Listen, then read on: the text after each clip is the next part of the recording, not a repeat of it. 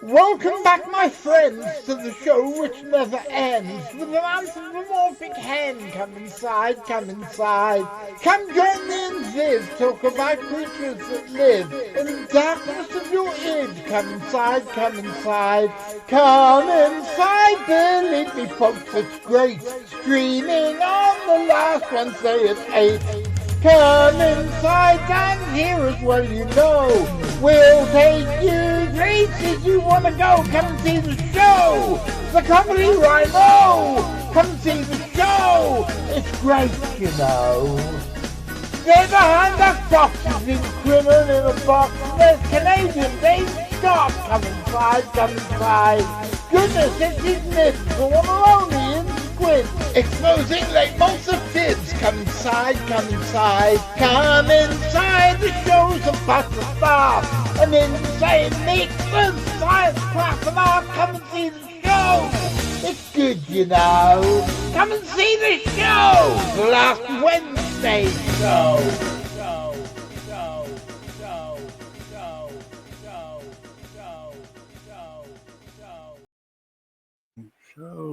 Show. Good evening, ladies, gentlemen, and everybody else. It's lovely to see you. We're all here. Our guest isn't, because our guest proves it's not just me and Vivian who screw up our time zones.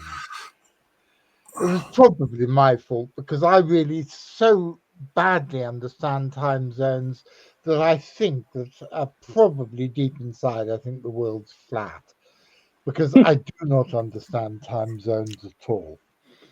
It's a bit like my mother could never understand why, when she was in the southern hemisphere, the sun was on the different side. And we were in Australia once, and she was trying to navigate by the sun, and we were going further and further and further into the outback and away from Perth.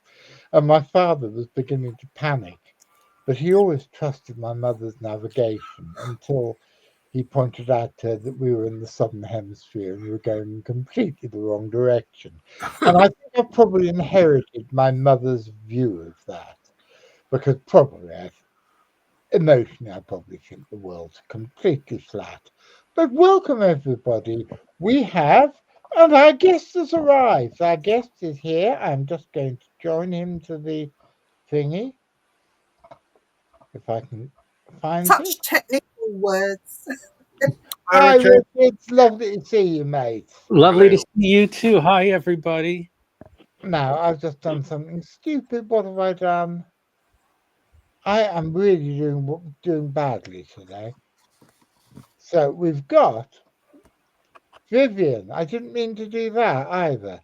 I really am doing badly today. I was trying to have me and Vivian with Richard, our special guest, in the middle, and the other three being the lesser mortals underneath.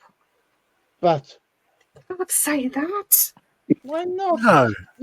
We know our place. The stuff you say about Ian and Dave all the time. Say what you want, we don't care. As long as he sends me pictures, I don't care. Now you really know how to bring the tone of this show down. But one of them's Welsh and the other one's Canadian, so yes. Anyway, moving swiftly on. I'm not going to be able to make Welsh jokes next week, am I, Ian? No, you can do what you want. Because we're going to have Matt Williams there. He's Welsh too, isn't he? Yes. I'm going to be outnumbered by you Welsh fellows. So, Jonathan, if I may add, as an actor here in Hollywood, one of my all-time favorite actors was Welsh, and you probably can guess who I'm speaking of, Richard Burton, the great Richard Burton. Oh, of course. Wonderful actor. Anthony Hopkins. Yes, Anthony Hopkins. Johnny Depp for me. Johnny Depp. He's Irish. He's not Welsh, Vivian. But I love Johnny Depp. He's a Celt. Catherine Zeta-Jones. She's a Celt. Well, half Celt and half. Half. Hang on, is it Greek? And V, you're a Celt, aren't you? Yeah. Yeah. Actually, Phil, I was going to say, with that little UFO above your head, it looks like a halo. And with your background thing glitching like that, it makes it look like you've got two little angel wings. So we got a little angel. We've got an angel in the top right corner, and then my little red light here makes me look like a little devil. A cotton leaf. Yeah, that's why we're related. Oh, dear. Can I just say, before we go any further, Richard, my most favourite, and he's an absolute legend in his own right, my most favourite sportsman is Valentino Rossi. So you have a very good surname there. Well, thank you, Viv. Coming from an angel, the book of Hebrews says sometimes people we meet are angels unaware. So to get that endorsement of my surname from an angel. By the way, you may know in Italy, Rossi is the most common surname. I was in Milan because a film I made was up for an award at a film festival. And everywhere I looked, I saw Rossi Bakery, Rossi Taylor. And they told me that it was the most common last name in Italy, which meant a lot to me to make that trip and hear that, because my father, my Italian father, had just passed. So it's nice to know that we have Rossi represented so well in the athletic world too. Next time you go to Italy, go to the Rossi. He's got his own bike school, motorbike school. You never know. To me, he might let you in for free, and yeah, maybe my name will get me in there. Well, I think it might. Tell him that you know an angel, and that'll probably get you in. Can I just say, you know that the greatest deceiver comes with love and light. Oh yes, that's true. Satan appears as an angel of light, but I don't think you're evil. I think you're on the good side of the force. The one who's got the weird light is V underneath you, because at the moment you look like one of the imps of Tartarus at the moment. Yeah, I put this red cellophane on that thing because the blue light was really hurting my eyes because of my my autistic thing. The bright white light was really hurting my eyes, so I thought, I tone it down with this red cellophane, and now it's made me look like Jack Nicholson in one of his, one of his movies. You can lean forward and say, "Here's Johnny." Here's Johnny. Ooh, that was good. That was really good. Stanley Kubrick would like that. By the way, that line was improvised. A lot of the best lines in films are improvised by the actor that take a little bit of liberties, and he just improvised that, but it's so iconic, isn't it? Yeah. At the moment, I tell you what you look like, V. I don't know if any of you have ever been to the big aquarium in Hull, but they've got these tanks of deep sea fish, the ones with the flashing lights. And in order to make it that the deep sea fish don't get disturbed by the light in the main walkway, they've got red cellophane all over the glass, and so you look like a deep sea fish at the moment. See? Lovely. Nothing can say to that. Anyway, Richard, welcome to this particularly peculiar show. Well, I'm honored to be with you, and thanks for doing work in the cryptozoology field for so long, longer than anyone. And it's really been wonderful to learn about cryptozoology through your work and your show. That's very kind of you. Thank you. William, didn't Jack Nicholson? I don't know. Did Jack Nicholson appear in a film with Boris Karloff? He did, yes, in the 60s.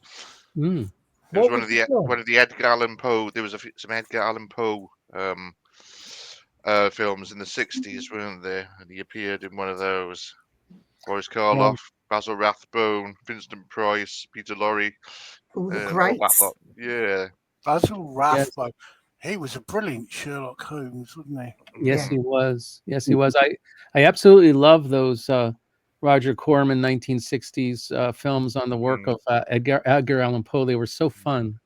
And my mother absolutely loves Peter Lorre. That's her favorite actor. He has such a creepy factor, the eyes and the voice. And I don't know if any of you have seen a very early film he did where he played a child predator. I think it was called M.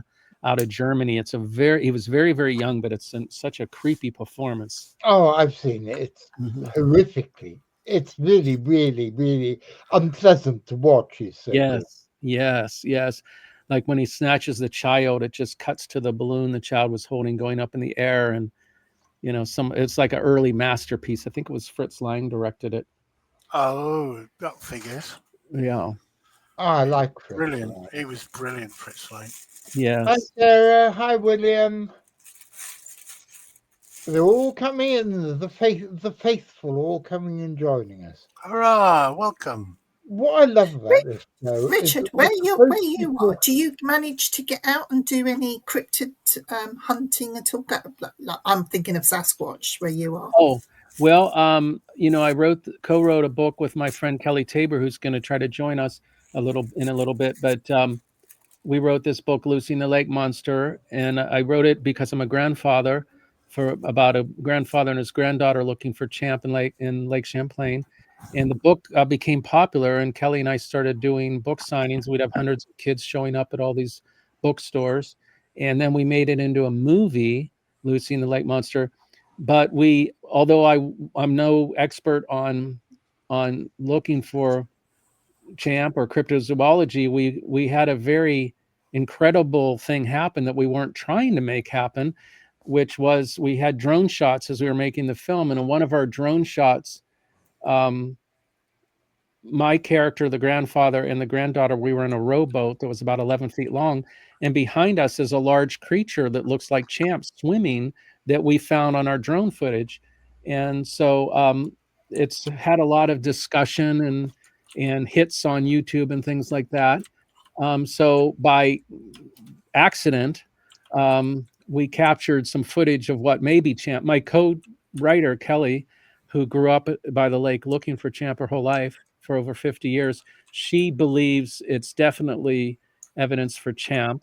And I'm kind of the doubting Thomas in that I, the old doubting Thomas story, unless I put my hands in the wounds and the scars and the hands inside, I won't believe. So I think it's really interesting, but I cannot conclusively say, oh, it's 100% Champ. So I tend to like people of greater expertise to also look at it and share with them.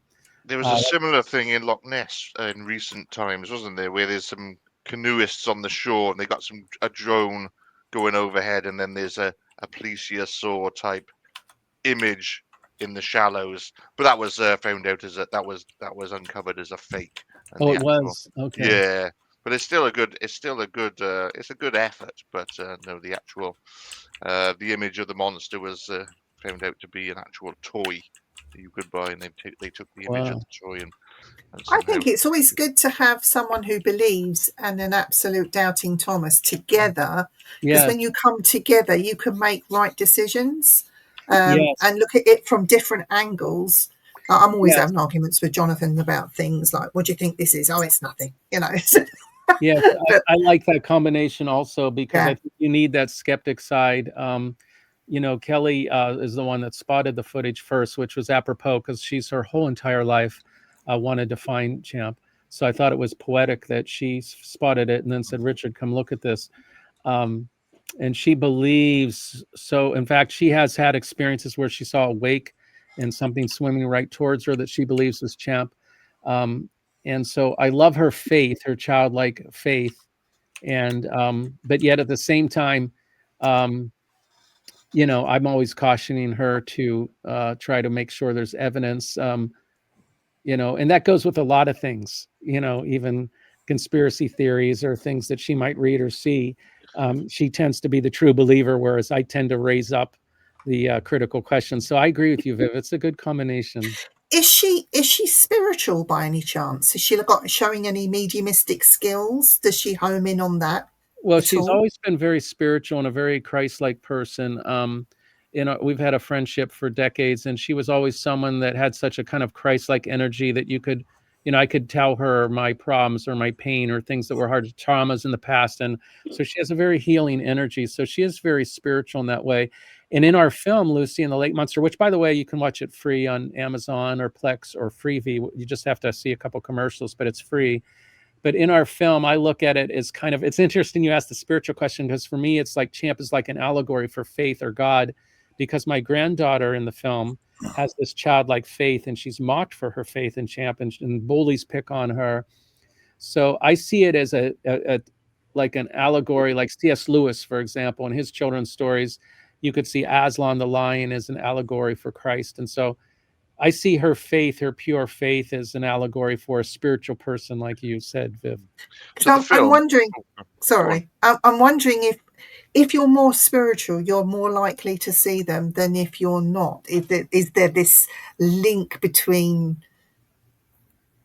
Do you see where I'm getting? It's really interesting you're getting there, Viv, because we just finished shooting the sequel. The first film was very popular, so we did a sequel, and we were filming this summer, and we're in the post-production phase.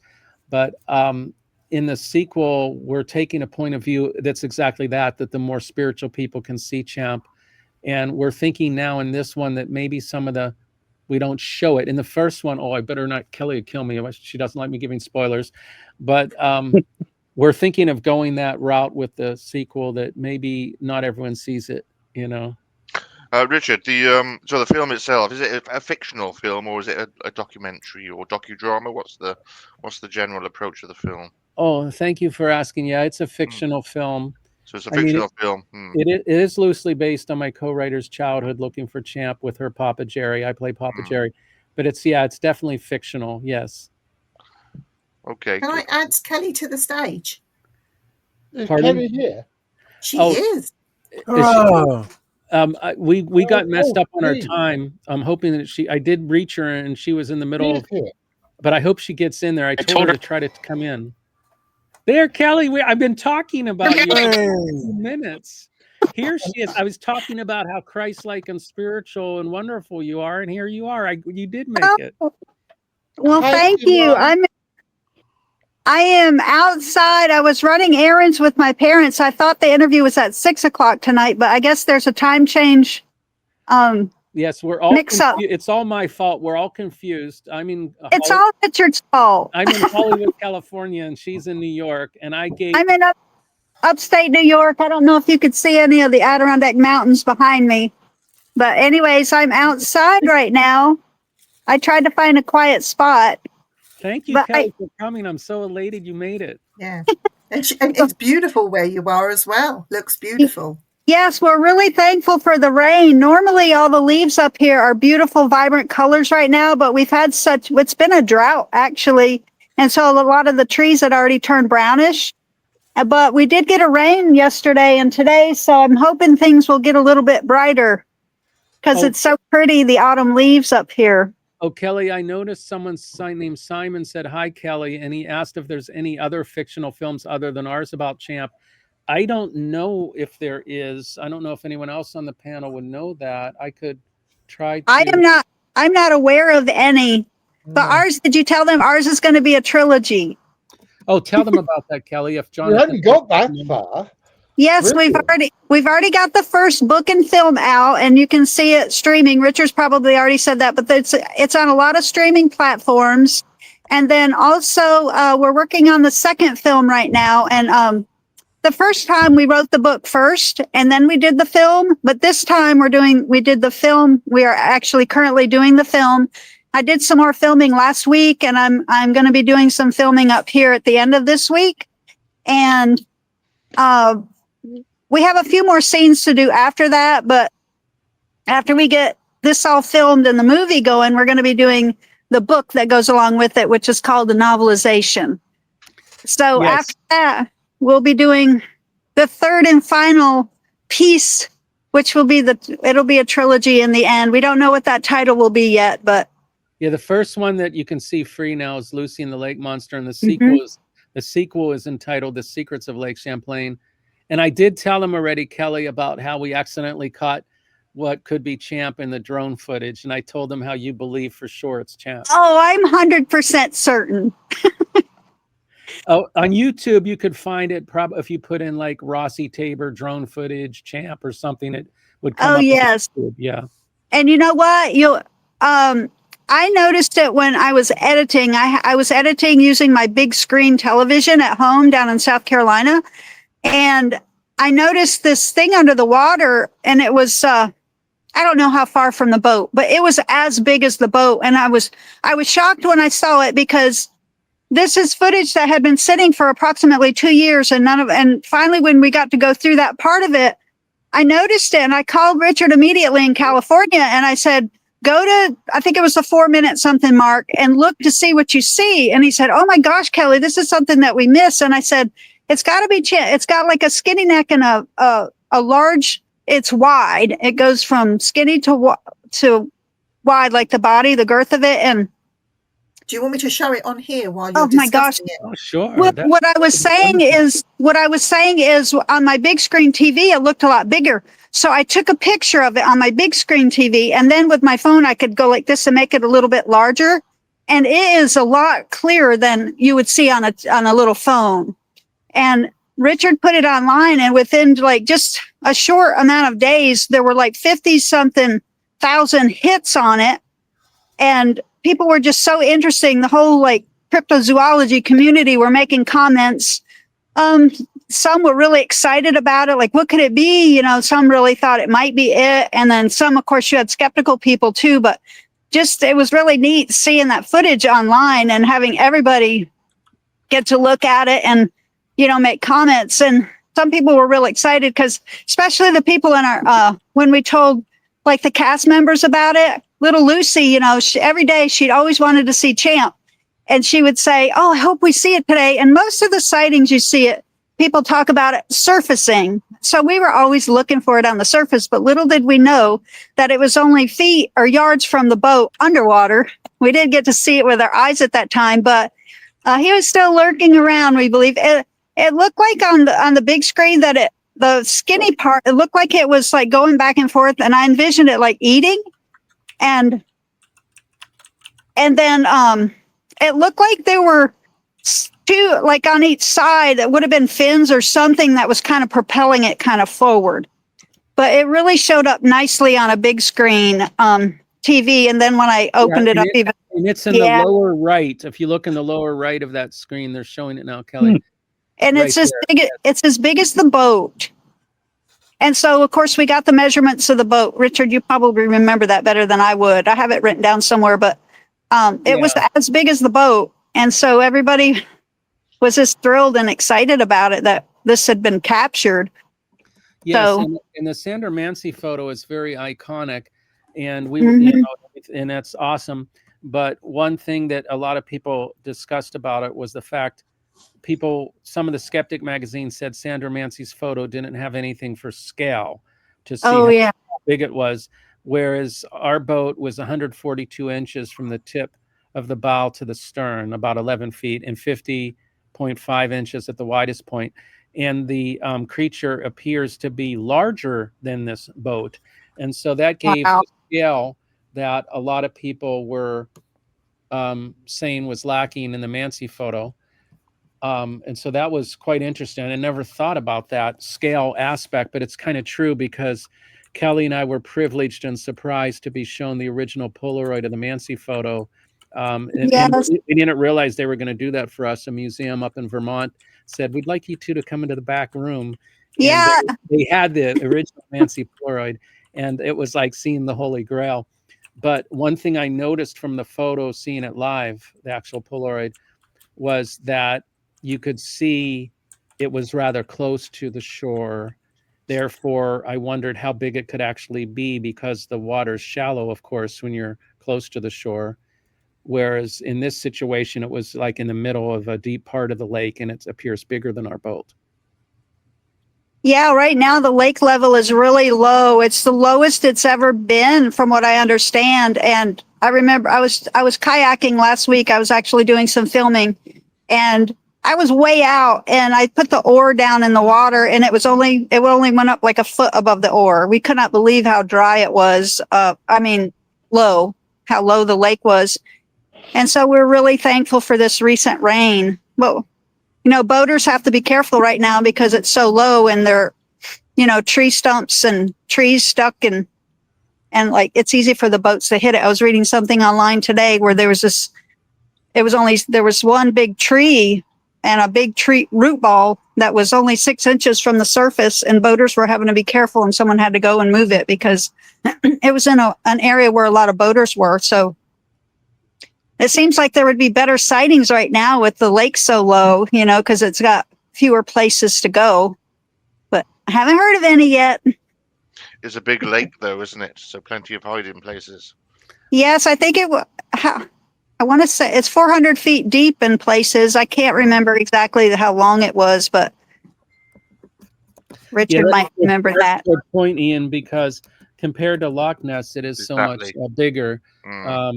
The area is 313,576 acres, six cubic miles. So there's quite a bit of hiding. Yeah, and in the wintertime, the lake freezes over.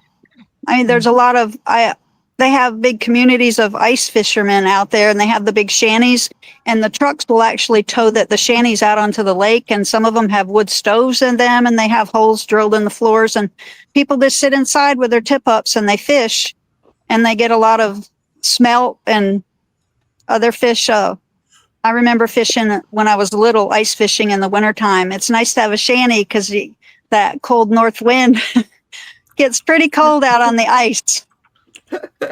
Well, by the way, Kelly plays the school teacher in Lucy and the Lake Monster. So if you watch the film on Amazon or somewhere else, she's the teacher of my granddaughter. I play the grandfather. Yes, I'm Miss Marino. Yes, Miss Marino. And then Emma Pearson in the first film plays Lucy, who's 8. And then the sequel jumps forward in time that we've been filming, where she's now an older girl. She's in her teens. And that Anastasia Leodori is an Italian actress who plays her in the second one. It's a trilogy where it's going to see Lucy at different ages and her relation to Champ at different ages. Yeah, it's pretty special. Adorable. I hope all of you get to see it if you haven't yet. So I watched it last week. Oh, thank you for watching it, Jonathan. Oh, good. Yeah, we made a point of watching it before this. Does show. Champ appear in the film, or are you not allowed to give that away? I've not seen it myself. Is it okay for me to say, Kelly? I'll leave that up to you. It's funny sometimes I call Richard diarrhea mouth because sometimes he wants to just tell people stuff. I'm like, don't tell him yet. There has to be some element of surprise. But a lot of people already know since the first movie's been out since I think it came out in April streaming. It came out streaming in April, but we were showing it before that. Well, we will say, Ian, that go ahead, Richard. Lucy's goal and her main goal, the protagonist, is she wants to see Champ. She wants to get a picture of Champ, like Sandra Mancy. She wants to see him. And children all over the world, we've spoke at schools and book signings, and the children line up by the hundreds and say, "Will she see Champ? Will she see Champ?" In fact, the actress who played Champ in the second one was watching it with her niece on Amazon. And she's only 5, her niece, and her niece is like, well, is she going to see Champ? Is she going to see Champ? Well, it got too late, and her mother said, it's your bedtime. In the morning, you can see if she sees Champ. And so her aunt Anastasia says, okay, in the morning, we'll put on where we were about halfway through and see if Lucy finally sees Champ. And when she got up at about 7 a.m., she saw the end credits, and her little 5-year-old niece figured out how to play the rest. And she was all excited about the Lucy, what happened with Lucy and Champ. And she said, you were supposed to wait for your auntie to watch the second half. She said, I couldn't wait. I had to see if she's Champ. Because you've got Loch Ness starring Sam Malone from Cheers, haven't you? Yes. And the monster is real in that, and you do get to see the monster in that one. So. Yes. And that has a parallel to ours, and that he has the relationship with the young girl as well. I see, but don't give the story away if you don't want to. But I'll spoil that film for everyone. Yes. Yeah. Well, let's just say that the little girl was really excited at the end. That she hint. Oh goodness! I'm just really thrilled to be working with Richard. I'm thankful that he asked me to work with him, and he's just wonderful to work with. He's creative. He's fun. He's imaginative and spontaneous too. Sometimes we have a script written and he gets an idea and he says, I'm thinking about doing something different today. And we always know it's going to be good, and then we just go in a different direction and film something that comes out brilliant. The great director Orson Welles said part of directing for him was what he called divine accidents, which was things he didn't anticipate that would happen while filmmaking. And he said that if he was open to the divine accidents and going with them, it made the film better. Yeah. Like when we were shooting the second one just last month, there were rainbows several times, beautiful rainbows appeared over Lake Champlain, and we had something else planned, but I was like, we got to film this beautiful rainbow over Lake Champlain. I even wrote a song on my guitar spontaneously. There's a rainbow over Lake Champlain. It's the promise that comes after the rain, and I see it whenever I hold you again. And so those kind of things happen to us, magical things like the drone shot of Champ. Oh, wow. What might be Champ, so many incredible things happen sometimes by accident. And, we weren't trying to find Champ. That's the interesting thing, because some people have shared our footage in the context of evidence for Champ. And like Sandra Mancy wasn't looking for Champ, as far as I know. Her and her family and her children, they were just out at the lake, I think maybe for a picnic or something. So it's interesting how things happen. A lot of times people that aren't intentionally, seeking it, so to speak. I heard a preacher once say all the miracles in the Gospels where Jesus heals people were like interruptions or accidents, where some woman, grabs him in the crowd and grabs the hem of his garment or something. So, I think in the field of cryptozoology, it's very interesting how, yes, there's people that dedicate their life towards looking for something, but it's interesting how so many of these incredible things that happen are people that are just kind of there. I think that's quite magical. Yeah, I've always looked for Champ. I actually grew up in a town, and my family had a cabin on the lake, so we spent a lot of time at the cabin. And when I was little, we're talking well over, I don't want to reveal my age. I already blew it, Kelly, and said you've been looking for Champ for over 50 years. So actually, it's over 55, and I'm not. That's as high as I'm going. I could go higher. Looking good there, though, Kelly. Looking good. Doesn't matter. Thank you. You are my new best friend. You don't look a day over 40, Kelly. Thank you. But we were talking about Carol Decker earlier, John, before we went live. Yeah. Yeah. Anyway, never mind that. Carry on. I've been looking for Champ all my life. When I'm there, I was always scanning. My dad had a boat we used to go out on, and him and I used to look. And, we never really saw it when we were little. And we always heard about people that had seen it. My uncle Bob, Robert Bly, had a restaurant right there at Boaga Bay where most of the sightings have been seen. Well, people say 300 eyewitnesses, but it's way beyond that right now.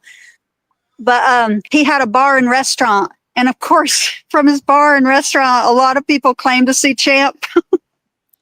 And so it's like a running joke, like how many have you had, when people say they saw a sighting from, but he had like television crews on the roof of his restaurant before when there were sightings, and it was always a big thing. So in our movie, we do have a bar scene. We wanted to set it at kind of like Captain Bly's restaurant's no longer there. It burned down back in the early, I think 2001 or maybe 2000. Yeah, I think early 2000s. It burned down, but we wanted to have something in there similar to that. And so he always had binoculars set up at all the windows. So when people were sitting at the seats and they're eating, they could look out the window and they could look for Champ in the bay there. And so, of course, we wanted to have a scene like that in the movie where the binoculars were at the table and, just kind of honoring my Uncle Bob, too, in the movie and what he used to have. A lot of people around here still remember him in that restaurant because there was a lot of nice times there. It was a nice place where people could go and eat on the weekend, fine dining. My aunt always cooked in the kitchen. Aunt Joan always cooked up nice meals, and it was white tablecloth. People would get dressed up, and my grandmother would play jazz on the piano, and my Uncle Bob would play the drums. And it was just a nice place for people to go and have romantic dinner together in the side room. But before you get to that, you had to walk through the bar when you went in, and that's where the tables were, where people would have lunches and all with the binoculars. That's a really good idea, having the binoculars there. I know. You've got the Klansman Hotel in Loch Ness, which overlooks the loch. You can have your lunch whilst looking for Nessie. Oh, I love that. Yeah, there's a couple of places around Loch Ness you can do the same thing. Oh, Well, but- one day I want to go there. How many have you had then, Kelly? Pardon me?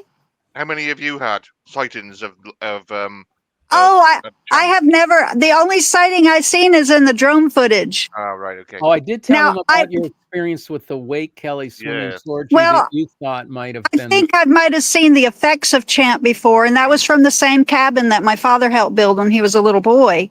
I was sitting on the front porch with my friends, and we saw it was a very calm night, and the lake was very calm. People would say it's calm, as smooth as glass, and we saw a big stirring. Yeah, And no way. we were kind of surprised, like, what in the world is that? Because it was obvious something big was right there. And it was a big stirring of water. And then the wake started coming right towards us. And my friend had her camera. And of course, my dad always had binoculars hanging on a nail there. And I grabbed it and I was looking through, and everybody's eyes were like glued on it. And it wasn't going side to side. It wasn't going up and down. It just came straight for us. And the wake had to be at least an inch, maybe even higher, of the V that it was forming. And it was one steady speed the whole time. And it came right towards us. And then it made like a 90-degree turn. It went off towards the next bay, but it never surfaced. I was so disappointed. I just knew that had to be it. I know there's a lot of lake sturgeons and garfish, but I don't know of anything that would have made a straight beeline, like right for us, for such a long distance without moving up and down. Like the tail, if it would have gone up and down, you would have seen something, or side to side, but it was just one steady, smooth. I pictured it underwater just walking. But you're a believer. You're a believer, and Richard isn't a believer. Yeah. Oh yeah, he's the doubting Thomas, and I'm more the believer. Yeah, I've always, where I grew up here, there's been a lot of people that I know that have seen it, and respectable people that weren't drinking. I was telling them it's kind of like the way we are with many other things. Like Kelly's been sharing all these conspiracy theories about the shooting of Charlie Kirk, and I'm asking, well, who would do that, and why would they do that, and why is the shooter and his family not contradicting that and saying he's a patsy the way Lee Harvey Oswald did? And she's like, Richard, I'm just sharing the conspiracy theories. I'm not trying to defend them against your skepticism here. So it's kind of like the way we are with everything. Kelly, let's say you do eventually get to see Champ in all his glory. How do you think you would react? Would you be calm? Would you get scared and run away? Oh, I would be very quiet, because I would not want to scare it away. I would want it to stay surfaced as long as possible. So if I had my camera there, naturally I would be trying to film. But sometimes I hear that it happens so fast, people don't even have time to film it. But I would probably, like if Richard or somebody was there, I'd probably try to get their attention, but I would stay calm. I would not be loud. I would just want it to stay there as long as possible, so I could convey it to somebody who wanted to know afterwards, whether it's the news or somebody, to tell exactly what I saw, because I'm a very observant person anyway, and I learn best visually, and then kinesthetically probably secondly. But I would probably, sorry, I'm outside and there's a big truck going by, but I would probably try to see and remember as much as I could, so I could convey that later, because it wouldn't stay up forever, Yeah. But I would certainly try to film it if I could. I just got a new phone this week. Well, I will have to say Kelly's faith is the inspiration, the catalyst, the muse to the whole Lucy and the Lake Monster book and film, because I had health problems and was looking at my mortality, and I'm a grandfather now, and I wanted to do a family film about a grandfather and grandchild. And when I thought of Kelly, she inspired. She was a teacher of the year, public school teacher, 32 years in the public school system. And she would tell her fourth grade students her stories of looking for Champ as a young girl. And the children loved her stories so much. Tell us more about Champ. Some of them graduated Ivy League schools. Like my daughter graduated Princeton and a master's degree, and she had students that went to Harvard and different places and Yale, and they would come back. Tell us your stories about Champ. So, yeah, one particular boy said he graduated from Harvard. Cheers, Demarius Taylor. He said to me, do you still tell the stories of Champ? Now, this is a boy I had in the 4th grade years ago. He's already graduated from college and all. And he said, I hope you still tell the stories because you enlivened my life. And I thought, oh my goodness, it made me want to cry because That's so sweet. How did you get on making a film in the middle of a bustling community like that? How did the local people take to you? Oh, that's a wonderful question, Jonathan. And Kelly's froze. Hopefully she comes back. So I'll answer that. She looks like her video might have froze. We were wonderfully supported. The local paper there, the Press Republican, actually wrote in the paper that we had done much for the community, even monetarily, in terms of the economy and the interest in Port Henry. And a local minister there was very kind. Pastor Rick Lewis, allowed us in his church to store our equipment, camera equipment, microphones, computers, and then also some of our cast and crew. It was challenging to house them in the area because it was the summertime, and they have way more people come to stay in Port Henry in the summer to be on the lake for the summer. And so it was very hard to find places to stay. We were able to rent some places to stay for cast and crew. So the ministers were so kind to allow some of our crew, actually, they converted Sunday school rooms into bedrooms. And so our crews were staying at local church, and a lot of the locals were extras. One of the Lucy in the story is bullied by classmates who think she's crazy and foolish to believe in Champ. And I hadn't cast the bullies yet. Are you back, Kelly? Yes, I'm You were sorry. asking about the involvement of locals. Maybe I'll hand the ball off to you to tell the story, because you like to tell a story of how we found our bullies for the film. Yeah, we did. We didn't have everybody to fill all the spaces yet. And we had a bully scene coming up and we didn't have the bullies. And this one particular church, cheers to Rick Lewis, who was the pastor that let us keep all of our equipment there. And we had meals there. It's just a wonderful place. And we needed some bullies, and that we noticed there were some young boys every day. They were out playing basketball right there outside of the church at their home across the street. They had a basketball hoop that was set up on the street. And so one day we were like, where's Richard? Everybody's wondering where Richard was. And I remember those boys out there the day before thinking, I wonder if they would be good for the bully scene, because they seemed the perfect age and all. And when Richard was missing that one afternoon, I said, I bet I know where he is. Well, all of a sudden he came in the church all happy. He had been out playing basketball with them, and he said, I've got our bullies for the bully scene. And so all three of those little boys, they were there are actually 4 of them. They were so happy that they were asked to be in a movie. I mean, this was life-changing for them. Can you imagine these little boys, just all of a sudden meeting this guy from Hollywood who actually was a movie maker, and he was out playing basketball with them, and suddenly he asked them to be in the movie with them. So they were so excited, and, we're friends to this day. They're wonderful people, wonderful families, are so supportive. We've had wonderful supportive community. I mean, the cabin, the people that allowed us to use we had 2 cabins we used, Alita and Mark Desso, just wonderful, wonderful people that let us use their cabin. They worked with us in every possible way they could. They're just so helpful. And yes, maybe Rick, Kelly, just so they know, Kelly, the cabin was very important because Papa in our novel is kind of lives a hermetic life in a rustic cabin on the lake with his granddaughter. And so finding this cabin was essential.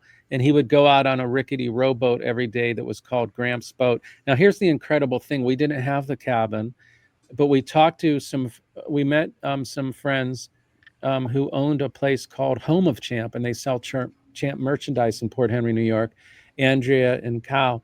And Andrea told us about this cabin and said you could ask them.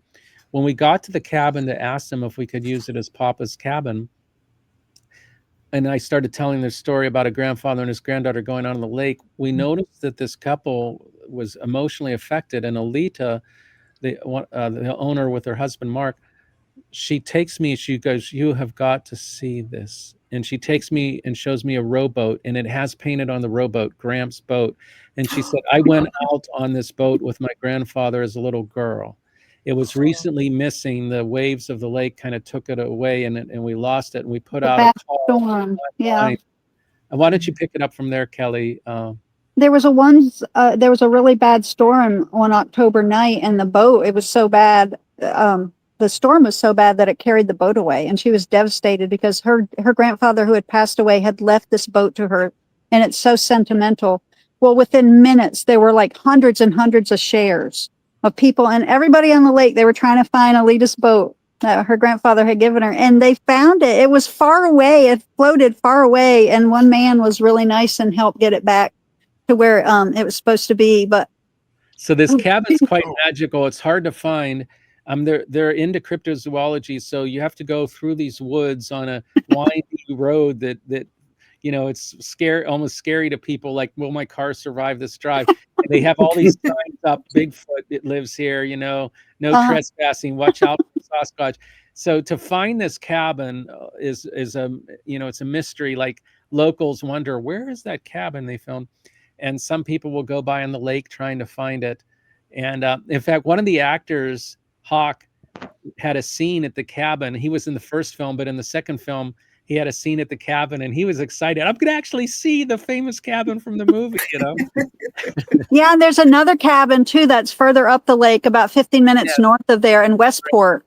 Rick allowed us to use that, too, for some scenes. And it's just, people were so kind and generous. And I had a cousin, we needed a bar scene for the first movie, and her husband had built a bar room above their garage. And so we said, "Can we use your bar room?" It's the bar room above their garage. And she was the bartender because she had bartendered in the past too. And we set it up and we had everybody come there. And then when the hostess said, "Mr. Lago, I have your table for you and Lucy," she takes them off camera, and then it shows them sitting down in the restaurant, which actually is another restaurant in a local town, which is Ticonderoga, New York. And we cut it together so it looks like one restaurant. It's like they enter through the bar and go sit down, but it's actually two different places. That was Richard's idea. He's so clever. B, you've got your own bar as well, haven't you? Yeah. Yeah, you built your own bar. Can you show it was really, even the lady that was at the other restaurant in Ticonderoga, it's the they call it the Fort Inn. I'm trying to remember the Fort View. It's called Fort View. Kathy, who actually works there and owns it, her and her son were working that day. So she actually was the waitress in the real movie. So she got to be in the movie, and her son did, because he helped with the food. And it's just wonderful how everybody just worked together and just did a wonderful job. We did have one man, and he played the town drunk, kind of like Otis and the Anne Griffith show. Otis was his inspiration. So he wanted to tell Lucy, if you drink some of these, or Papa, you'll see Champ for sure. Kind of like the running joke up here. And so somebody he lives in Vermont. His name is Hawk. And he lives in Vermont. And he was recently in a store over there, in a hardware store. And somebody came up to him and said, "Were you the one that played the town drunk and Lucy and the Lake Monster?" And he looked at them like he was shocked that somebody remembered him like a movie star, We're just so happy that our movie's being recognized, and we've got lots of good Kelly, didn't you talk to one of the young boys that was a bully, and he was really he was beaming because they showed the movie at his school, which we didn't even know the school showed it. And so he was kind of the star in the school because, wow, he's in there. Look at. He said, "They showed it at my school. My whole class got to see it." And I don't know how many other classrooms saw it too, but he was just so happy that just think how he felt, all of his little friends got to see him up on the big screen. Him and his other friends, because they all went to the same school. Yeah, they're all very good. I believe his name was Tommy, and he's a very nice boy. Tommy Baker? Is that it? Yes. Tommy Baker, yeah. Yeah. I'm so happy. I'm sorry. I was going to say, I can't stay much longer. I'm actually my parents are elderly and I've been helping them out, and I was out running errands and had a doctor's appointment with them today. And so they're about finished. So I kind of pulled myself away so I wouldn't miss out on this. I'm outside kind of in a field, but I'll have to get back to my parents. But I want to thank all of you for having me. Richard, you can continue on, but I'll have to sign off now. Bye, Kelly. Maybe Bye, Kelly. It's nice talking to you. Nice meeting all of you, and maybe someday Richard and I will get to go over there to search, or at least experience looking for Loch Ness with you, and get to see the beauty of the loch over there. And a lot of the folks here are in England also, Kelly. Oh, wow. Yes, and there's some people in England wanting to show our film in London and different towns there, so maybe we'll get to meet. All right, well, have a wonderful day, and thank you for having me personally. My parents are waiting. My dad's going to be 92, and my mom's in her 80s, and so he's got a lot of stories to tell, too. Oh, and her dad is Papa Jerry, and my character is Papa Jerry. I based my character on her father's. I studied her father and spent a lot of time with her father. So her father is immortalized in the film as Papa Jerry. There's even some surprise appearances of my mom and dad in the background. Oh, yeah, cool. They make some cameos. But cool. Thank you. I'm going to sign off. I'm not sure I know how. I can do that, I think. Okay. Bye now. Bye-bye, Kelly. Bye. Thank you. Bye now. Bye.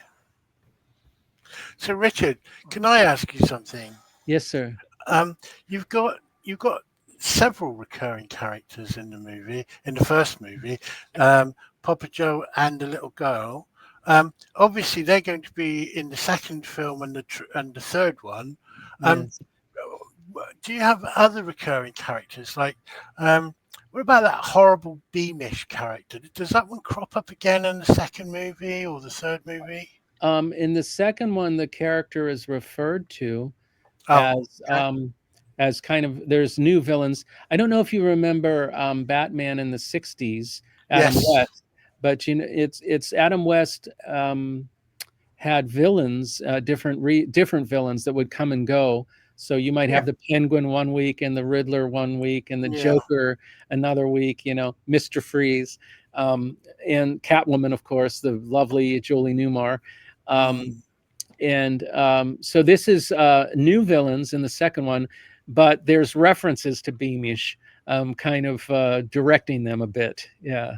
Oh, so she's sort of in the background then, sort of still there, having a mellifluous influence. Yes. We had intended and written more of Beamish in the second one, but sometimes logistically, as I mentioned, Orson Welles says you have to kind of deal with the circumstances as they play out. Yeah. And our actors, we were shooting this summer, and our actors that played them, had different commitments, and we're hoping that maybe we can still shoot some with them, but we're not sure. But that would be good. Yeah, but a lot of people want to know what happens to them. Like when we showed the film in a bunch of film festivals, and forgive me if this is bragging, but it's won over 20 film festival awards, and I'm cringing saying that because my mother, who's 88 and in a wheelchair, she always told me, "Don't toot your own horn." She would quote Proverbs, a book of Proverbs, which said, "Let another man's lips praise thee and not thine own." But in the film world, you sometimes, to get people to see the film, telling them it won 20 awards, like that will get some people to watch the film, right? But so it won a bunch of awards. But at some of the film festivals, people loved Beamish and Mercenary Mike, her boyfriend, and want to know what happens to them. So there is some, even in what we shot, references to them, but there are more other villains that are a bit more prominent in this one. Cool. One of the things that I found very interesting about both the film and the book is that mostly when you see a documentary or a fictional representation of a mystery animal or a mysterious creature, it's usually when it's done from a Christian perspective, it is usually portrayed negatively. Mm-hmm. In that, I mean, I know there are people who are my brother's a pastor in Germany, and there are people who I know who are friends of his who think because I study these things that I must be on the left-hand path or some nonsense or other. But it was interesting to see, for once, a cryptid being portrayed in a positive way within a film from a Christian perspective, which I found particularly interesting. Wow, that's a really interesting point, Jonathan. Yes, I wanted to also be going with the allegory for God show, like, Christ said, you must become like a little child. So I wanted to show that with this little child, I had a very positive view. And a lot of times, like in America, particularly, there's this Christian nationalism and fundamentalism where it's a very punitive God, and it's a very negative concept of God that will punish their enemies and that sort of a thing. And so I wanted to show that a child with a pure heart saw Champ in a very beautiful light. In fact, at the end, and Ian, you mentioned about the ending, Kelly's gone, so she can't call me diarrhea mouth. But in the ending, Lucy makes a speech at the end about how, all these creatures are divine creatures, and we must, look at them in a positive way. And so that's a really interesting point you made. But if you look at cryptid movies and fiction as well, the cryptid is a monster usually, and what people like is a monster to be bad, and then at the end, so monster kills man. You look at Jaws, for example, that film. Yes. Monster kills man, man wins, kills monster. King Kong. Yeah. After he got a bigger boat. Isn't it? So there's that as well. Yeah, that's a really good point. I was recently at a 50-year anniversary screening of Jaws, and I had the chance to talk with the editor and that worked on the film. And that's a really, wow, you just made a really good point there. And Alex Kittner, now as a grown-up, he's got a restaurant, I think, in the area, and he does have the Kittner burger, which has got plenty of red sauce in it. But yeah. But you do have like the Japanese versions of it where King Kong starts bad, becomes good, and fights Godzilla and all the rest of it. But it's the different countries seeing it in different ways, because Godzilla in America was really bad. Yes, I have an actress friend who's a really dear friend of mine who was in one of the Asian versions, Linda Jo Miller. She played Lieutenant Susan Watson in a 1967 Toho film that was called King Kong Escapes. And she's now has had a conversion, a Christian conversion. And she was here at my home. And I said, I have an idea for your writing your religious conversion, some verbiage for a theme or whatever. And I told her, from Kong's hands to God's hands, and she absolutely loved it. Amazing. Yeah. But she was the beautiful blonde, and she got a lot of parts when she was living in she was the Fay Ray type. Yeah, she was the Fay Ray, and she said that it was so striking in Asian countries to see her being a blonde American. And so they cast her as the Fay Ray in the 1967 version. And she's just a lovely person, wonderful person. Excellent. What about the what have you seen the Burdett footage? What's your opinion on that? Which is obviously that's really fascinating. Yeah, I have. Now, correct me if I'm wrong. I may show my ignorance because I know you're all much more expert than me on this, but there's been stories here swirling around about some of the footage is in a vault, and there's been offers to buy it for $100,000 and they won't sell it, and that of course creates more mystique. Is that the one where they're making that case that they're clearly not? yeah, it's sort of like there's a disturbance in the water, and then the next thing you know is sort of like you can look in the water next to the boat. You can see a kind of a thin neck and head attached. It's very it's not very clear, to be honest. And obviously there's more to that footage. There is more to that footage. Now that's when the sort of the conspiracy and all that begins, because it's been out there a long time, over 20 years, isn't it? Yes, it's kind of And funny because it's apparently they have it under lock and key, and they've yeah, they claim they've had very high financial offers. And I guess I'm not a real mercenary person, and I get my family and friends often chastise me that I don't seem to care about. I mean, there's things where I could have had a lot of money and didn't really go after it. But like in our case, we've just like freely shared footage, the drone footage, and there have yeah. been TV shows that have wanted to show it, and we've just signed releases so they can show it, you know. But I guess in that case, they supposedly had a very high offer for the footage, but wouldn't release it. Apparently, I don't know if that's true. Well, maybe it's very mysterious, because apart from the Mansi picture, that's basically the next best thing we've got, you know. So, but there's just these few sort of short clips out there. There's obviously more to the footage, and then there's all this mystery behind it. It's with a lawyer and all blah blah blah. But now it's like as I said, it's a good 20 years later from when it came out, and there's nothing more known about it, which is what we want, isn't it? But Can I just say, your drone footage while I was watching it, because I lose my screen, so I don't know what you guys are looking like when it was playing. But while I was watching it, and I replayed it a couple of times, you can actually see it following the boat. It's actually moving.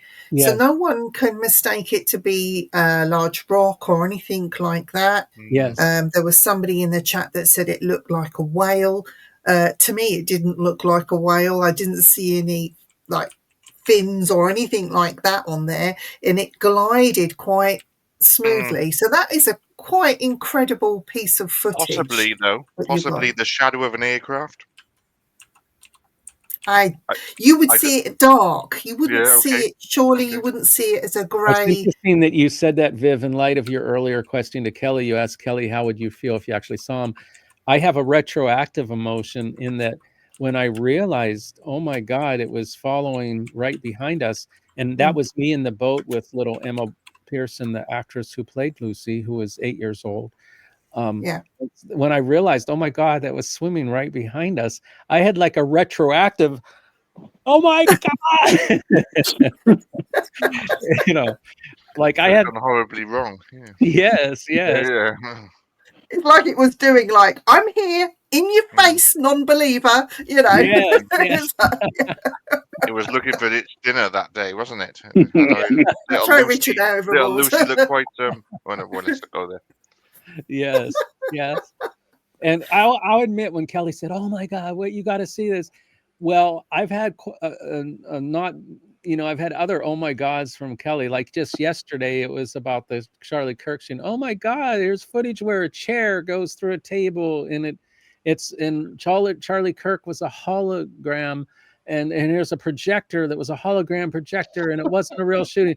So I have many oh my gods from Kelly in the friendship of over 40 years.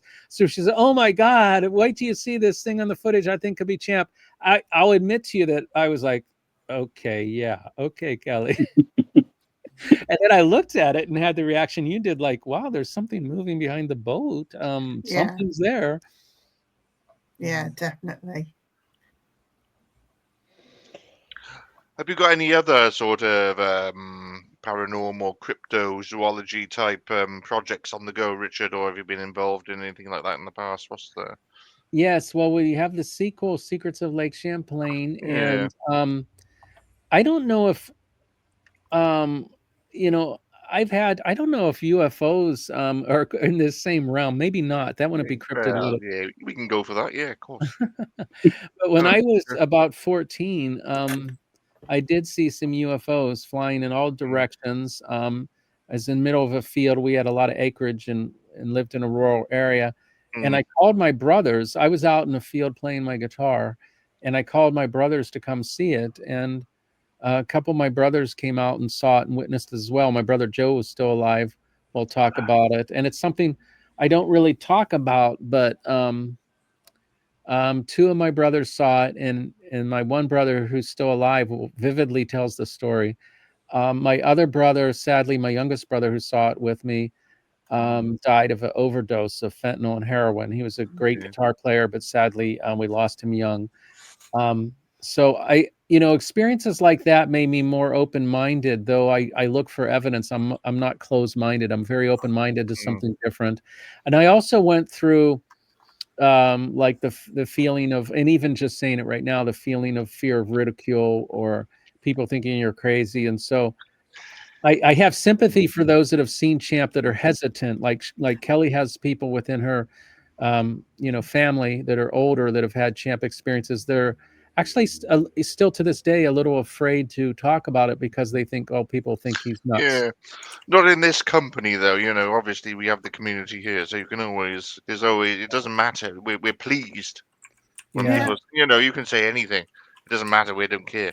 So yeah, obviously I wouldn't talk to a close relative about certain things, but I'll tell John anything or V. That's wonderful. You're also open-minded. Then that's what it's about. There's a verse in the Gospel of John that's a very obscure verse that no one really quotes or preaches on, but it really hit me like a ton of bricks relative to these sort of things, where Christ said to his disciples, there are many things I could tell you about, but ye cannot bear them now. And when I read that phrase, it just hit me like, that's the way life is. Like, there's a lot of things you might have experienced or believe, but you can't really share it with people that you kind of know don't have the open-mindedness or the willingness to even, they're just going to put you down or mock you or call you names. Or that's why in our Lucy and the Lake Monster film, a big component of the film is the people mocking Papa and Lucy and giving them a hard time, And it doesn't matter at the end of the day.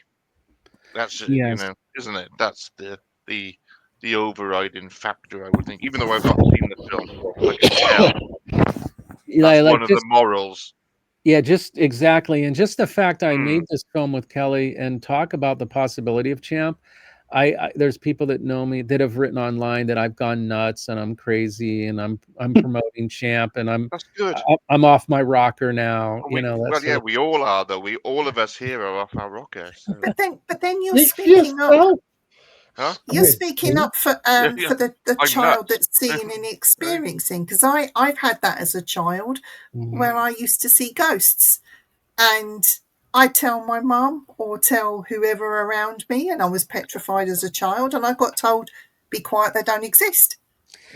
So this film actually it's a lovely story, but it will actually help those that are in a sort of similar situation. And it's great for the children to see, because they know that if they do see something like that, they're not alone, and it can be a lovely thing. Yeah, you mentioned ghosts, and we've had ghost experiences in my family. I mentioned my youngest brother who overdosed, and he's made appearances, to my mother and brother, and I've had vivid dreams of him going through a door into light. And my grandmother, who I was close to, we've had ghost experiences with her. I used to visit her on Fridays and take her fish and chips. Here, I was raised Catholic, and back in that day, it was a big tradition that you did not eat meat on Fridays. So we had fish on Fridays. Yeah, so we had a ritual where I would get her Arthur Treacher's fish and chips, who was a great British actor that, as you may remember, had his fish and chips restaurants. And but one particular time when I went, she had a heart attack and had passed, and she was on the floor and had died. And I was only 9 years old. And I'm the oldest of 4 boys, but my mother had a pregnancy late in life, a 5th child, and she got her girl, my sister Elizabeth. But my grandmother had died just before Elizabeth was born, and she would appear by the crib. And when we would ask her, "Why are you there, Grandma?" she would say, "I wanted to see the baby. I wanted to see the baby girl." And so, experiences like that. again, it's hard to share with people. And I am a skeptical person, as I've said. So I do ask the hard questions, like, was it our imagination that just wanted so much to see her, or was it a hallucination, or was I possibly, were we half asleep and thinking we were Yeah. awake? You know, so I do go through all the skeptic things in my mind, perhaps a bit more than maybe Kelly does, or even my mother does with these ghost things in our family. So I think it's wonderful that you're all so open to it, and you've been doing this work for so long. I think it's so wonderful. It's interesting that, because John, remember last year in Gonzo, I wrote, I like the comedian Stuart Lee, isn't it? You know, I wrote a review last year, wasn't it? He's our best comedian probably in the UK. And he said, and he's very very on the level. But his mother died, and what he does after his gigs, he'll do a gig in a theatre, and then afterwards he'll sit outside with his books and his DVDs, and he'll sell them. People will queue up. I queued up, and to buy them. Anyway, his mother died, and then shortly afterwards he was doing he did his gig. The people were queuing up to buy his book, and he said his mother was in the queue, and he said to his mother, Wow. yeah, he said to his mother, "Oh, wait there, I'll be with you shortly. I've just got to deal with these customers here." And this is the most, and he's the most, straightforward, level-headed person you could possibly see. And he said that on it's that Uncanny with that guy, isn't it? You know, Wow. on BBC. BBC did that ghost program recently, Yeah. Uncanny. Yeah, he's on one of those, and he actually tells that story about how just after his mother died, he did a gig. There was a queue of people waiting for his book for him to do the signing, and I've been there. I've got his book, and I got him to sign it. And he said in the queue, his mother was there, and he just said to his mother, "Oh, wait there, mother. I've just got to deal with these people." I And love did you? I love that, Ian. The Mm. fact that he's an on the level, Yeah, grounded man, he and is. it's on He is. He's the BBC. most straightforward, and that's his Yes. appeal. He's the most straightforward thinking person. If you look at myself or John, we're very, you know, we've had a guts full of society, and we just want someone to tell it how it is, and that's the person that does it. And for me, anyway, and yeah, and for him to say something like that was. So Wow. what happened then? Did she wait to speak to him? That was basically the anecdote. He sort of knew that he was bereaving, and there was, because you've seen the Uncanny program with that guy, the young, he I've goes, not. Richard raves about it Richard. is really good, Raves. and the guy is really good, yeah. And Stuart Lee is on there, and he's kind of justifying how that happened. Stuart Lee's an atheist. He's not. He doesn't believe in ghosts, obviously, but that happened to him, and then he's on there trying to sort of analyze how that happened. And he was bereaving, obviously, and there was a lot going on in his life. He was touring. He said he was drinking a lot. He's on the road. He's having a bit of drugs, a bit of alcohol as he goes, groupies, whatever. His head was a little bit messed up, that as well, and that happened to him. So yeah, it's weird. But Stuart Lee is brilliant. I love him, even though he's a lefty. Yeah, even though he doesn't like Brexit and Donald Trump and all that, he's the most skillful comedian you're ever going to see. So Wow. Richard, what's the time frame for the second film, the second book, and the Oh, third thank book? you.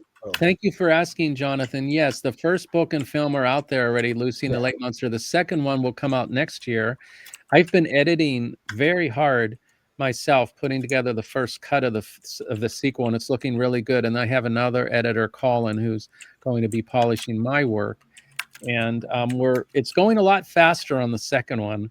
I think maybe we got the hang of it a little better, because in the first one I was a complete beginner on the editing program, which is DaVinci Resolve editing system.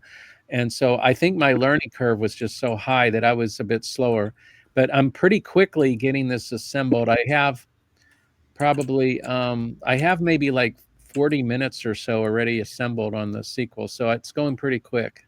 to make it next year.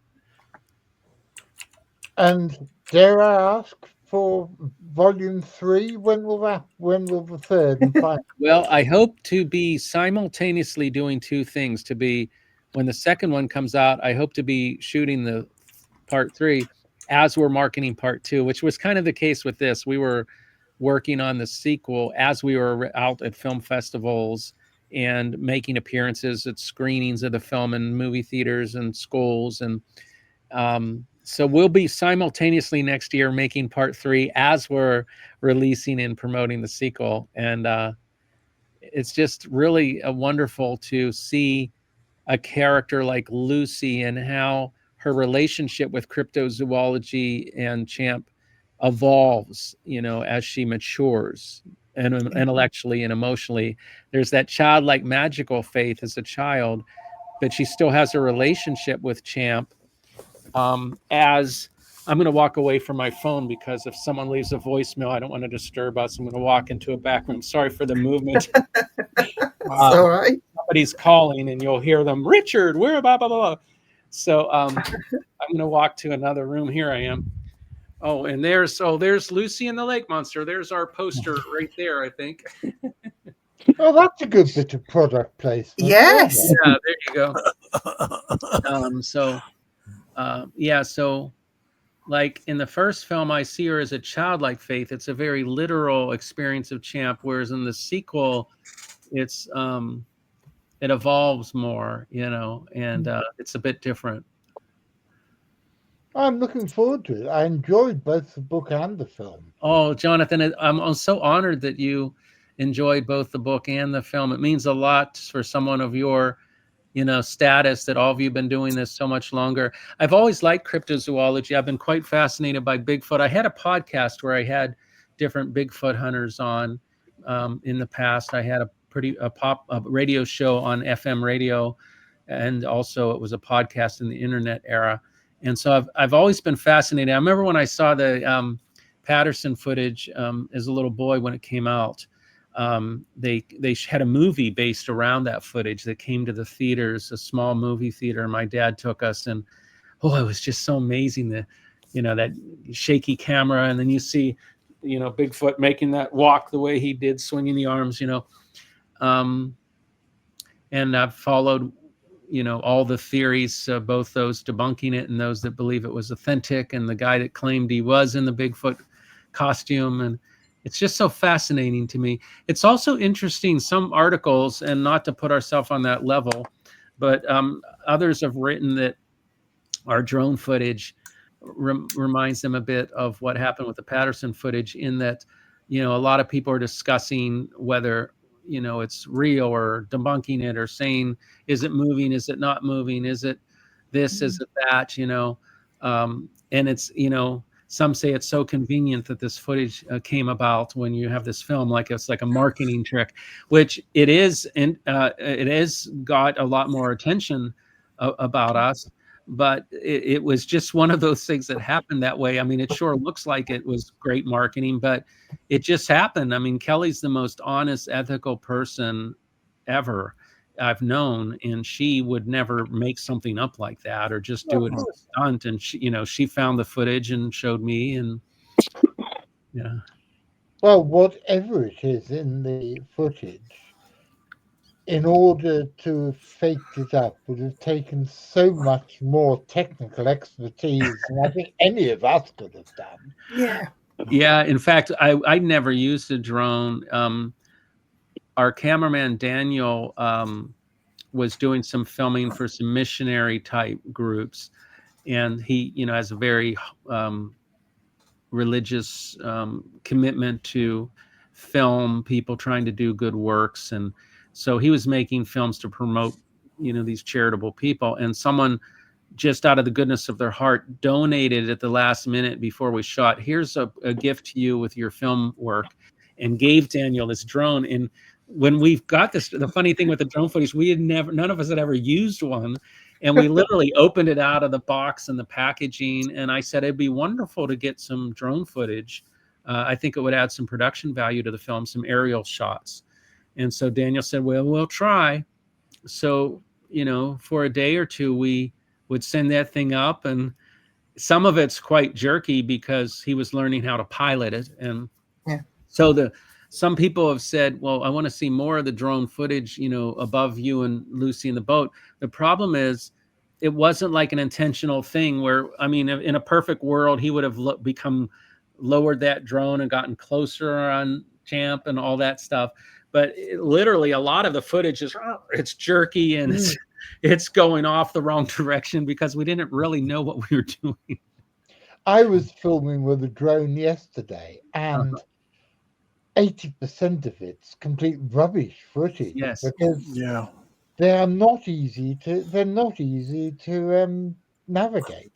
I think you've got to be really skilled pilots to be able to make the thing work properly. Takes practice. Yeah. But to be fair, I was going to say, to be fair, that drone footage, whether it's bad things that they're saying or good things, it's all publicity. So it doesn't matter. It didn't do Patty any harm, and it certainly won't do Champ any harm this time round. So yes, that's a good point, Viv, because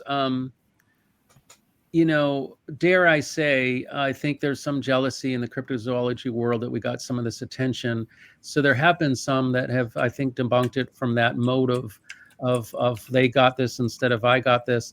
And we never respond ever to critics or negative stuff. Our policy for Kelly and I is just ignore it and take the high road, so to speak. When they go low, we go high. And the same when we go low, we go high, to me has two meanings. One is you don't lower yourself to the level of people putting you down. But also, secondly, is when they go low, we go high, like we ascend, like we gain from the publicity. So some of the people debunking it have given it so much publicity, like a lot of the views went way up from people debunking it. Yeah, like, what is this thing? I need to have a look for myself. And then from that, they're going to learn about the film. So they're going to want to watch it. So much PR, like there were people determined to debunk it that would contact various media outlets. Can you believe this fake footage they're claiming is Champ and it's definitely not Champ? And they're sending it out to shows and talk shows and news. It's all part of it. It's all part of it, though, isn't it? Yeah. But that's why I think the Patterson Bigfoot footage was a bit of a template, in that a lot of the people, like, thinking they were nuts or saying they just staged this, they went up to the woods there. What is your opinion on that, though, Richard? What do you think? Real or fake? Well, I always two things. That's either a fake or that is the best thing ever. If it's not a fake, we are looking at the best thing ever. I always believed in it as a child growing up, and I did see the man that claimed he was in the suit and he emulated the walk, and I could kind of see like maybe he was. At this point, having heard all the different theories, some people have pointed out like what appears to be a suit, but then like some others point out the musculature and the way it moves.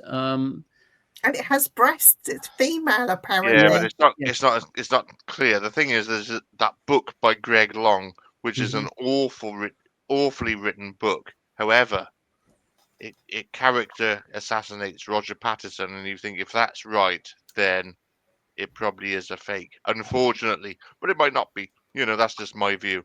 I did have the book, but I gave it away. But I got it from the library and read it with interest. And if that's right, then obviously the circumstantial evidence is that that's probably a fake. But it might not be. It's a good film, but we can't see, can we? Whatever. If this is a fake, it's a jolly good one. Yeah. Well, it's good. Yeah, it is a good fake. Personally, I don't think there is much scope for it being a fake, but that's just my view. The thing is, Roger Patterson did want to make a lot of money out of something. If you look into his background. Yeah, but don't we all? Well, yes, but he made more of an effort than most of us. So. Well, doesn't mean it's okay to denigrate him, though, does it? Well, yeah, but unless we know he was a crook, we don't, Well, he wasn't a crook, but there's nothing wrong with what he did. But it's like these two guys that went to Borley Rectory and lived there and looked for these ghosts. people out since their deaths have now come out and said, "Oh, they faked it all," Mhm. and all the books came out about the fakery. The general vibe on that was Harry Price was throwing stones around Borley Rectory, and people Next did. I know to them, something- it's saying Yeah, that he did Harry catch him Price doing faked that. Yes. See, the truth always comes out, doesn't it? There is Well, that's a fine. piece of film footage that was put on air about the church, Mhm. and they forgot that they had the camera running in the church. They forgot all about it, locked it up for the night, went to the BBC. rectory. That's BBC footage, isn't? No. Is it not It's that one? private. It's private footage that was on air, and you saw things happen, and then it was quickly taken down. And the footage remains with one of the two's great grandsons. Has now got it, had it all pulled. The Bodette family own the footage. Mhm. They took you see the Bible open and it being thumbed through, and then it moved the actual thing it stood on moving on its own, and you hear furniture being dragged. Well, the thing is, once I get a bit of time on my hands, I'm going there, and I'm going to do a film for CFZ. Do it. Oh, Oh, I'd love to Yeah, see that, Ian. I want to do Yeah. it sooner rather than later, but it was going to happen. It will happen. Don't worry. But I've got some I'm looking footage forward from there. We Have you sat been there? behind a door. We sat behind a door, and we were we was actually having a coffee break and just talking about the place. We didn't hear it, but behind the door we were sitting on, you heard bang, bang, bang, bang, bang, bang, bang, bang, and it actually ruined what we were talking about. And what was There was nobody in there, and the church was locked up. We were outside of the church. I'm going to locate the pet cemetery, and I'm going to locate the lower summer house when I go there. Yeah. The two things, and hopefully I'll do a Ouija board if I can, if I don't get kicked off. But the thing is, with me, people tend to threaten me when I go to these places and get rid of me. So, unfortunate. Just tell them Viv sent you. Nah. Oh, Vivian, have you seen the one when he is filming outside the old people's home with Rory, the girl who had the relationship with Jeff the Talking Mongoose whilst she was an old lady Yeah. and gets kicked out by the caretaker? And the thing is, John, the thing is, I don't just do stuff. I do other channels as well, and some of the on other channels, some of the viewers, they like it when that happens to me. So I went. What I did. There was this one program I did on what I was doing. It was called In the Footsteps of Frederick Fleet, the Titanic Lookout. So what I did was I went to Southampton, and I went through the life of Frederick Fleet, where he lived. He committed suicide at the end. He survived the Titanic. He committed suicide. Crikey. And it all went well. No one interrupted me. And I was thinking, this isn't right. The viewers don't want this. They want someone to come and threaten me. So I got an actor to come and play the part of a pissed off resident. And I was filming the garden where Frederick Fleet killed himself. I was filming it, and then some guy came out and goes, "Right, you get the fuck out of here before I kick the shit out of you." And it was I employed that person though. It's not real. But anyway, That's great. Well, the thing is that when it comes to being a dick, you are a professional at it. Well, yeah. Unlike have to be, some though. people, you are really good at being a dick. Well, I liked the one I wanna- at Loch Ness where you went to that caravan. That was so funny. And you were saying, well, he's supposed to live here, but there's no one here. Oh, what's his name? Feltham. Yeah, and then he came and he put all these big blurbs on Ian's what was it, YouTube? I think. Oh, him, that guy for Steve Felton. Yeah, that was an accident. That was, yeah. Yeah, I know. And he thought he acted like you were being offensive, like saying, well, he doesn't really live here, sort of thing. But you weren't saying I'm that not sure he's that. that.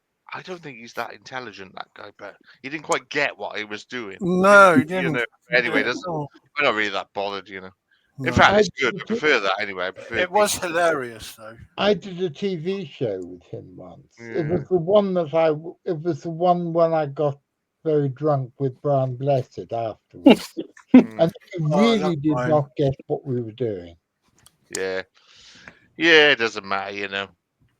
We just do what we do, and you know that's the Can bottom I say, line. Richard, I'm going to get your book. I haven't read it. I'm going to get the book, and I'm going to read it to my 4-year-old grandson when he stays over for bedtime, and get him interested in the cryptid side. He loves dinosaurs and he loves animals, so I'm sure he will love your book. Oh, wonderful! Yes, I am so happy to hear that. At my father's funeral, we had a quote from Emerson about, to have had your work enjoyed by a child is to have truly lived, and he taught many children guitar. But yes, my granddaughter Ava just loves dinosaurs and things like that, and so when I show her Papa a video of Papa seeing the dinosaur in the lake. Oops, I just did a spoiler. Sorry. You just done it. So it does exist. Yes. Your That's partner wonderful. will be jumping up and down now. Yes. It's funny. We did an interview on Fox Television, and I did a spoiler or something. And Kelly, there's no gal. I mean, whatever she's thinking, she shows it. And there's a real funny interview out there where I start going on and on about something I wasn't supposed to say. And she's looking at me like, I can't believe. But there's much to be said for her, keeping the plot points and the twist secret. That's for sure. Well, I know what you've now got to say to Kelly. Say that you didn't say anything of the sort, but we mocked it up by getting a hologram of you. Yes. There you go. Your chair won't kill you because you're a hologram. Yeah, see how my hand's going through my face there. Guys, do you realize we've been on for an hour and a half? It's gone. Wow. I know I say this every episode, but it goes quickly. I was adopted. Okay, I'm waving my arms around. I always wave my arms around. It goes flappy. Richard, thank you for coming on, and thank Kelly. Thank you. Well, thank you for having us both on. We're very grateful, and I've enjoyed your show, and I've watched it in the past and enjoyed it, and so I'm really honored that you were able to have us on, and I hope if any of you are on Facebook, you could friend me. I'm on there, facebook.com/Richard Rossi Actor, and you'll recognize on my profile, I have a recent newspaper in New York that talks about the sequel being shot. That's kind of like my banner. I'm doing it now. And yeah. In advance, when the second movie comes out next year, will you come back on the show and tell us all about it? Oh, yes. I'd be delighted. Absolutely delighted. And we'll try not to screw up the time zones this time. We could get my grandson on just quickly to say whether he liked the book and the first film. Oh, that would be wonderful. Now your grandson, what's his name?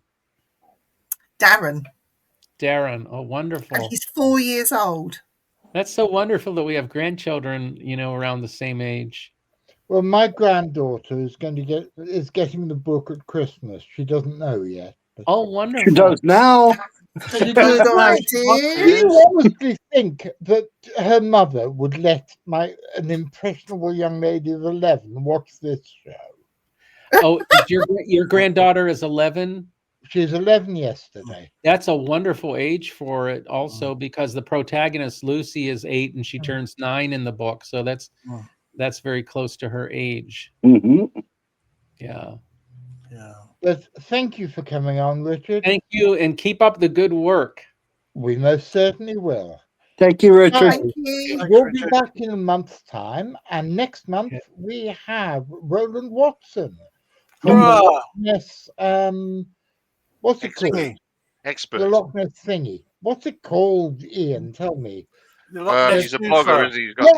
He's got the best Loch Ness site. Word blog. It shows what a silly old man I'm becoming. The Loch Ness blog will be with Roland Watson next month, and Ian has set us all as it's All Some homework. Hallows Eve, he set us all a challenge that we have to be in Halloween costume. Oh, Hurrah! that's gonna be fun. Wagwan. Yeah. I have already bought my costume. And I've got, I had mine I've got already. a hat. Sorry? I've got my hat. You got a I hat? know Well done, you've B. got your hat. I've bought my hat, but you don't know what it is till next time. So, see you all next month.